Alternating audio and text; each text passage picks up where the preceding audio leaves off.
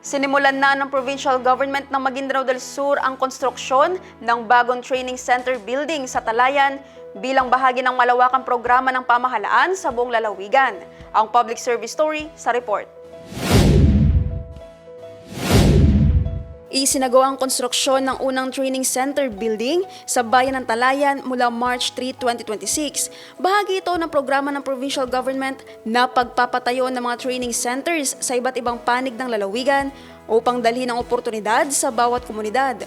Ang proyekto ay bahagi ng mga programang isinusulong ni Provincial Governor Dato Alimid Timbang, katuwang sina Vice Governor Hisham Nando at Congressman Esmael Toto Mangudadatu. Ang training center building ay magsisilbing sentro ng pagsasanay at bahagi ng peace building advocacy ng pamahalaan. Layunin ng proyekto na mabigyan ng kakayahan ng mga mamamayan na magkaroon ng kabuhayan at mapanatili ang kapayapaan at kaayusan. Sa pamamagitan ng pagtatayo ng mga training center, inaasang magkakaroon ng mas maraming oportunidad ang mga residente sa iba't ibang bayan ng Maguindanao del Sur.